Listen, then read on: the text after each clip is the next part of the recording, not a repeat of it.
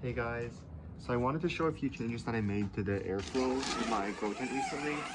So I'm gonna just take a step inside one of my tents and show some recent changes.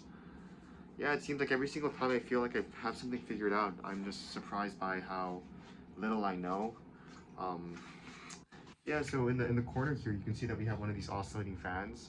Right now I have it on like a 15-minute on-off cycle, so it'll run for 15 minutes and then it'll turn off for 15 minutes. And the purpose of the fan is just to kind of mix the air in the room. So we have like the intake and the exhaust in the room. We have, the intake in one corner, the exhaust in the other, um, in the bottom corner over there. But I've realized that I thought I would be able to get away with not having the oscillating fan inside the grow tent. But I realized that they're even if you have like a humidifier in the middle of the room, kind of pushing air around. Right now it's in the corner, but before it was in like the middle and it was pushing air around in the middle. Um, that's not really enough air mixing. And I noticed that in my most recent batches of like lion's mane, oyster, the mushrooms were a lot stimmier, meaning that the stems were kind of elongated. And that's not really a desirable trait for lion's mane and oyster.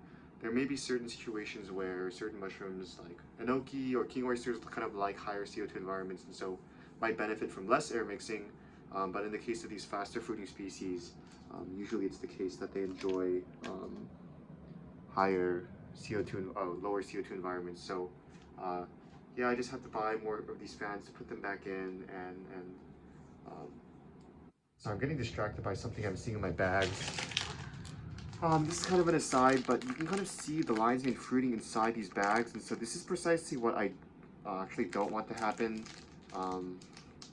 Yeah, this is pretty bad. You can see that the lion's mane is kind of fruiting inside the bags, but it's not able to escape on the outside, so it's coming out here and growing out from here. But this is just poor folding methodology, so I made a couple of mistakes with this. First of all, I should have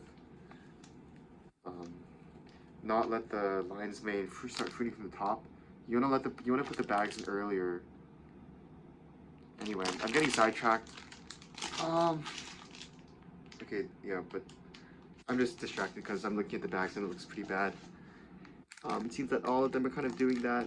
Yeah. Oh well. I guess I kind of ruined these batches and the yields are going to be suboptimal on these, but whatever. So anyway, the oscillating fan is one of the factors, and then the other factor is I moved the intake used to be at the bottom over there, in the corner, and the exhaust was on this side opposite, so it pulls across the air upwards towards this like opening over here.